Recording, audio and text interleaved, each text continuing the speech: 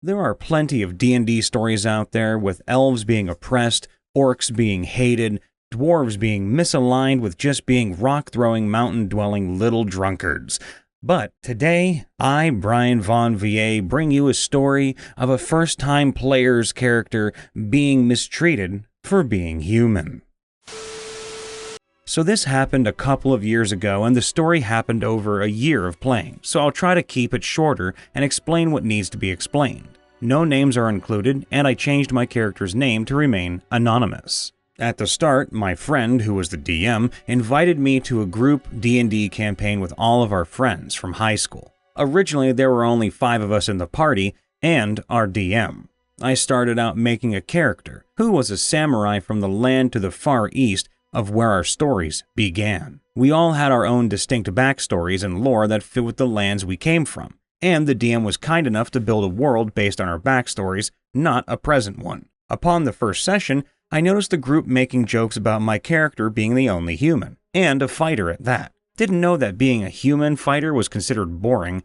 I just wanted to create a samurai, and fighter seemed the easiest route. To explain, in the group of 5 there was me, human samurai, a half-elf sorcerer, a drow rogue, a high-elf paladin, and a centaur cleric. Our first quest goes on, and I try to make a good first impression with the other characters, teaching our sorcerer to fight with a staff in case he ran out of magic, and eventually finding a cloak for the drow to help with her sun sickness because, although they were strangers, they were still teammates, and my character cares for those who need. The cleric was nonpartisan, and we shared stories of our homes and game, becoming friends. The paladin was rather rude in character, but never explained out of character why, until I asked him, to which he explained, "I added last minute that I hate the continent you come from, and all its inhabitants due to a massacre that happened around when you were a baby, so I'm taking it out on you." I tell him that's unreasonable to blame a person who wasn't participating in the act, who didn't even know about the massacre anyhow.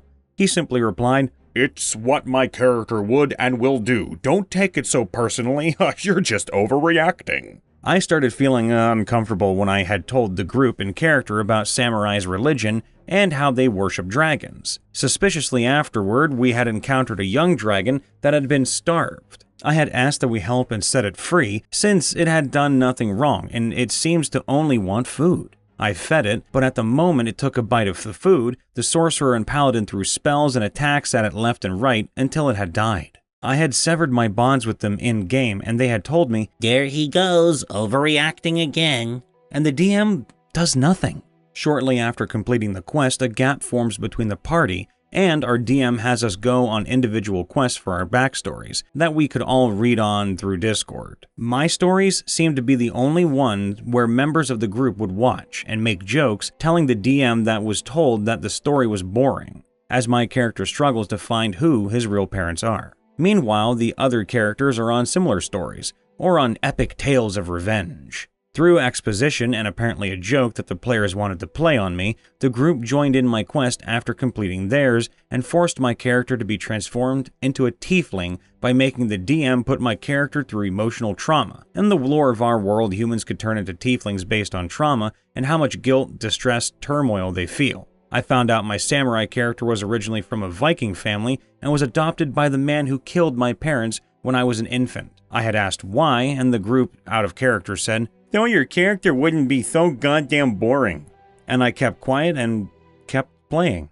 Fast forward to when we were all together again, we were doing a siege on the Underdark, and the group tells me to hold the line here and don't let the outsiders interfere. It's not like you'd be much use in this fight anyway. We're just outside the main gate leading to the Palace of Lolith, and I had been excited due to the fact we had taken a break for a while due to COVID happening. The DM sees this and has a moment of clarity that the group is actually being rude, and homebrews a sequence called the Prime Effect, where a character rolls 2d20 and 1d10, and however many it lands on is however many I kill, in whichever way I explain it. I go on to have a great time, and the rest of the party kill the big bad evil guy at the cost of sacrificing one of our players who was cursed by Lolth. I ended up having to take a break from D&D due to my grandma passing away. Also, hey, if you're listening in, I'm sorry that your grandma passed away. May she rest in peace. Fast forward to when the rest of the players join. We became a 13-player heavy group due to DM not wanting to exclude people. with two of the new people being a mountain dwarf and a minotaur duo who operated very much like Farah and Tor from MKX. The dwarf had a flirtatious spree of hitting on every character but would want to murder me in the group, openly wanting me as a test subject for volatile concoctions and to test her machinery that had no good track record for being safe. The Minotaur would join in on the fun by physically placing me on the sideline and kicking me out of quests, saying they already had a strong Minotaur, there's no need for a cheerleader tiefling. I brought it up with the DM and asked if I could drop from the group, and he said, "Hey man, I'm just trying to keep everyone happy. If you want, you can go on your backstory stuff and continue that for a while." Which I did, to be left on red while the DM focused on the group's campaign and others' backstories, usually leaving mine for last. Fast forward through this to the funeral of the player who sacrificed himself to kill Lolith. The dwarf and Minotaur pushed me out, saying that I didn't care whether the character who died and holding against me that I didn't mourn with the rest of the group. Which was unfair that I couldn't, because I had a work schedule that didn't line up with everyone, and also didn't live in the same state at the time, and my grandmother just passed away, so different time zones were also a factor. The DM had it at this point, and encouraged me to say how I felt in and out of character. I kinda laid into them after having a bit of in and out of character encouragement, so I made both of the characters cry by adding in that I did mourn, creating a shrine in the garden to the sacrificed player and praying by it for a month, which the DM allowed because he said, and quote, "It's not like he had a choice, he wasn't able to be there for the session and I'm tired of you guys holding it against him." The Minotaur started flexing his muscles and threatened to kill me for speaking to him in such a way. Little bit of backstory, this Minotaur is the last Minotaur alive thanks to a single man genociding his race with a legendary sword. I told him to bring it on, and we fought it out. Minotaur was level 4 and I was level 9 at the time, but his player didn't understand that leveling was a factor. I had grappled him and suplexed him so hard into the floor, his horns got stuck. The dwarf tried joining in, but the DM's main NPC, QG, stood in front of her saying, "This has been a long time coming, and they need to settle this alone." Up to this point, when the Minotaur was playing, he'd always discuss how great his horns were, as they were large and extravagant looking. So I thought of kicking his horns. Little did I know, instead of cracking them with 14 or 16 or something, I roll a nat 20. And the DM describes how I viciously break off the last Minotaur's horns to shocking effect. The Minotaur never bothered me after, and the dwarf and I became cool after we hashed out our differences via conversation in and out of character. But the DM ruled that no more bullying will take place, and that they would kick people who tried causing problems again, which he did. The Minotaur, our bard, the dwarf, and most of the party got kicked, leaving the original 5 of us who started. DM talked to the paladin, and eventually the paladin chilled out, and we became friends after.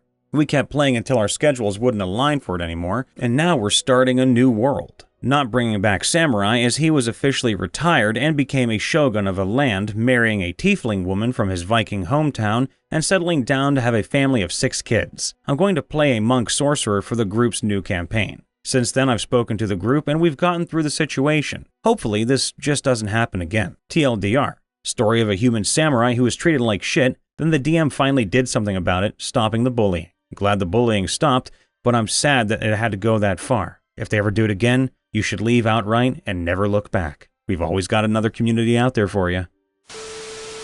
The cringy tale of the first time I DM.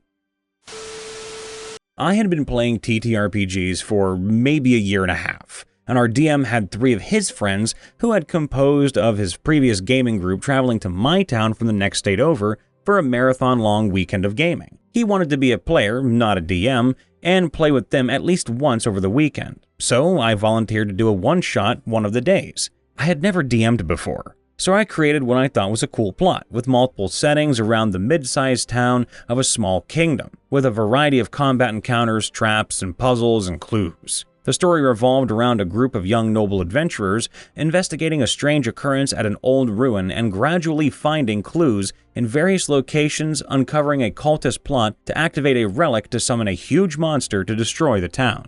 I created a simple DMPC for myself to play because that's what we did at my table and I didn't know any better at that point. A town guard lieutenant fighter type to assist with combat while staying out of the spotlight. I apparently was too green to see that with 3 extra players, he wasn't really needed and merely slowed things down for everyone else. Everyone rolled up low-level characters and things seemed to be going smoothly. The out-of-towners were good players, and the plot progressed without seeming railroady and with a growing sense of urgency for the characters. The combats also seemed balanced, everyone was having fun. So finally, the party puts the final piece of the puzzle together and races to the town square to stop the ritual artifact activation. In spite of the players having done everything right, I have them get there moments too late. The ritual is complete, and Earth cracks open as the giant monster way beyond their level rises from the earth to destroy the town. Do I give them a chance to react, to do anything? No. I cinematically describe the scene and then go on to cinematically describe how their one-shot characters' parents arrive, turning out to be secretly retired high-level adventurers to take out the cultists, the relic, and the monster in a series of desperate and powerful attacks while the players stand there watching. Looking back, there are so many ways I could have changed the final conflict to give the players center stage and the pivotal role, even if everyone else at the scene was massively more powerful, but no. Not only did I make these poor players and characters bystanders at the climax of their own story, I made everything they had done for the last 6 hours meaningless in the context of the story. Of course, I realized this just as I was finishing up the cinematic scene, and the players are all looking at me strangely like, what the fuck? I still cringe every time I think of it.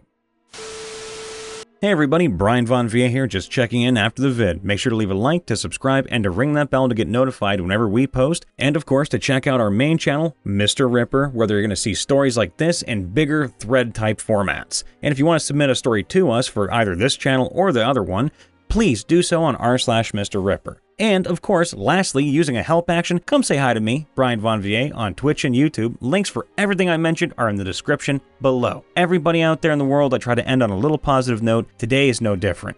Make sure to stay hydrated, stay full of energy with food, good food. I'm not just talking about snackies, I mean good food, because you guys and gals and everyone in between, y'all deserve that. So make sure to splooge a little bit. Don't worry about the price. Just go out, get yourself something nice to eat. Cook at home, whatever you can do, just make sure that you stay happy and healthy. All the love to everybody, please stay safe, y'all are worth it, we'll see you later, bye for now.